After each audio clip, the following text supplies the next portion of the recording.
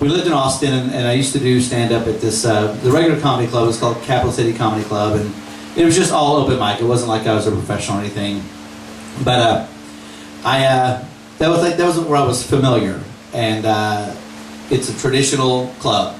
But then there's this where all the touring comics go and so on. But there's this other club in downtown Austin on 6th Street. It's still there, called the Velveeta Room, which is I don't know. I mean, I don't even know why it existed. I don't know why it exists today, because it's a club, but it's where people go to like not laugh at the comic. That's like the whole reason you go is you fight traffic, and you try to find a place to park, and you go pay a cover, and you buy overpriced drinks, and you go sit in a smoky joint, all so you could stare at the comic and not laugh at it. And I didn't know this. I just knew that it was a place I wanted to go. So I probably would have never even thought of doing my act there, except on this one particular day. Hey Jack, can I help you, son? On this one particular day, it was the first day I'd had my first article published in the Austin newspaper. It was back when I was first beginning as a writer, and I was all pumped up, and I had a couple of things published in the weekly paper. This was like the big leagues, you know. I think I got paid like $50, you know. Oh, no. They didn't pay me because it was the big leagues. You know you're in the big leagues when they say, you're so fortunate to be published here that we're not even going to pay you. So I was all hyped about that, and my brother was in town, my older brother. He'd never seen me do comedy. I had 3 college roommates from about 10 years before in town who'd been wondering, you know, what I'd done since I dropped out of law school, and here I was like flying high. I had my $50. No, I didn't. And so I was like, we're going to go down to the, because it was Thursday night, and it was the only place to go do open mic was at this place called the Velveeta Room. So I went down there, and I was just, now normally when I did comedy, and I haven't done it in a long time, but normally I'm just sick nervous, like all kinds of issues, really sick issues. And I spend the whole time in the green room going over the script, you know, and I'm memorizing and rehearsing and vomiting, and then I rehearse some more, then I rinse and I spit,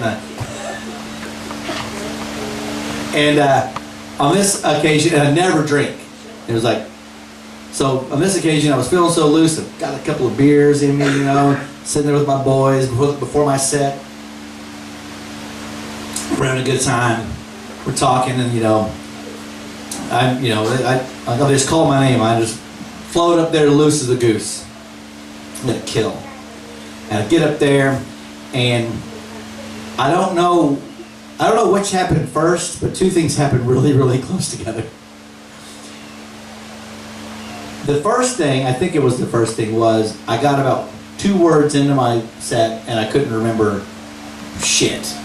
I couldn't remember anything I was going to say.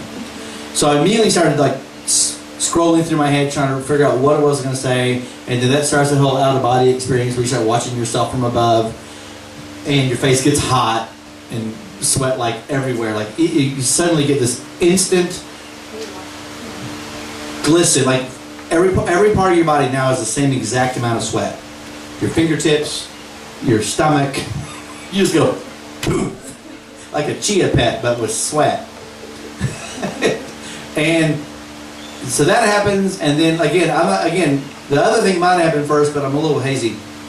I realize that the entire front row, it was just chairs, it wasn't like cocktail tables, just 8 chairs lined up. The entire front row is occupied by deaf people.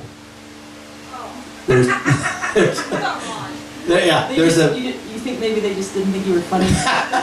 You were going with the deaf. You should probably turn that mic towards you so people can hear you, dear. Hello? Yes, there you go. I wasn't lying about the mic. No, there's a large deaf school, a school for the deaf in Austin, and they were apparently on a field trip on a Thursday night in downtown. And I knew this because I was talking and having these multiple out-of-body experiences, but I also saw off to my left some motion. And so I said my first joke, and nothing happened, and I saw this hand. I look, and there's a signer, international sign language on the jokes, and I was like, what the fuck is this all about? And So I'm getting pulled further and further away from reality. And I just go, and I had this, I don't know what jokes I was telling. You know, because I normally I would tell a story, like a seamless beginning to end story.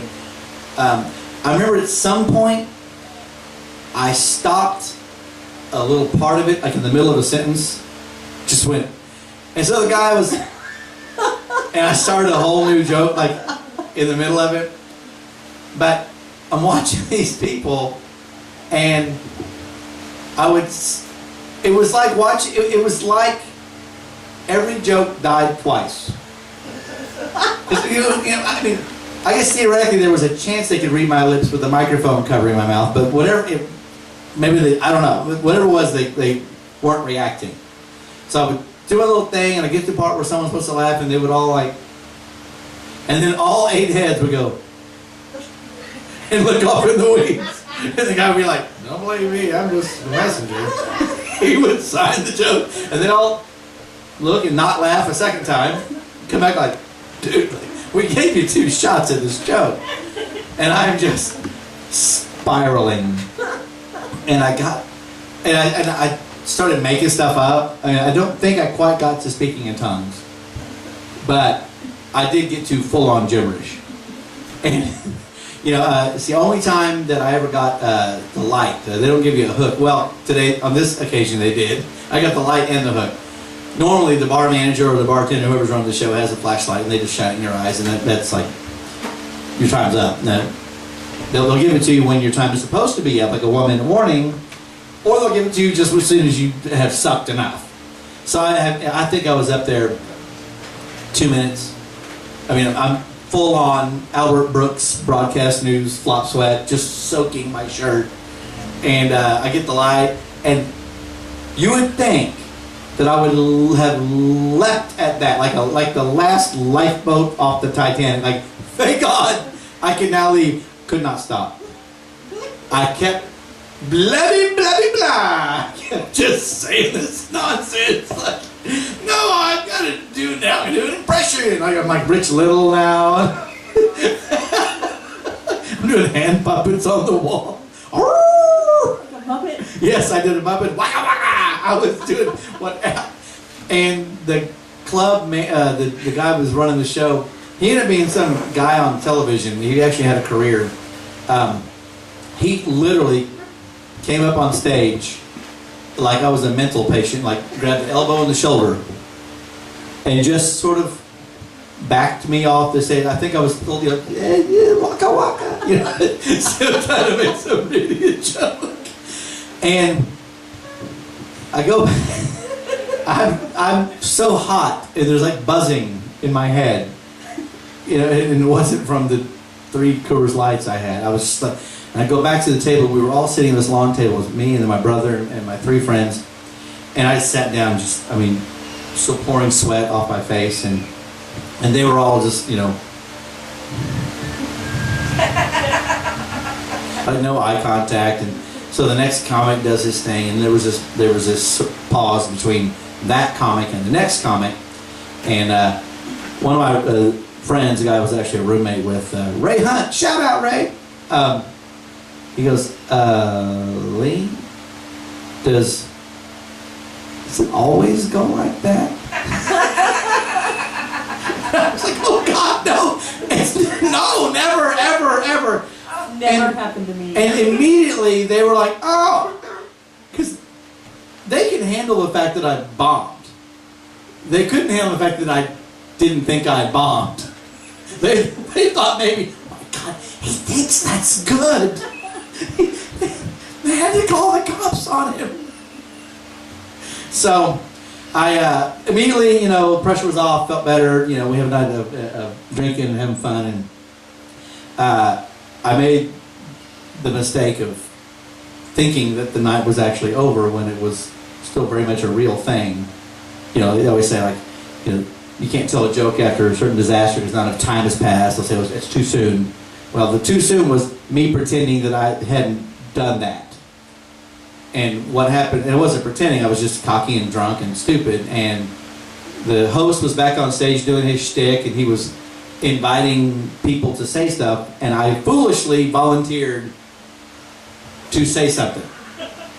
I'm about 2/3 back in the room, you know, and I'm like, yeah, well, blah, blah, blah. And I'm like, one blah. And he's like, shh, Lee Weaver, sit your unfunny ass down. Like, it's open mic night. There's like 20 amateurs no one's heard of. Everyone knows my name for all the wrong reasons. Sit your unfunny ass down. So I sat down, and literally this is where I kind of pussed out. I just left. Left my friends there, my brother there, I went home. The walk of shame, the crybaby walk of shame. They stayed. But now you do sit down instead of standing. Yes, it's much safer. And so yeah, I went home, and my brother stayed, my friend stayed, and I called them the next day, or they called me, or whatever, and they were like, you know, said, hey guys, I'm sorry I left. And, oh man, we had a great time. Jeff, one of my friends, who's never done stand-up ever before, said, he got up and killed, man. His whole set was about you.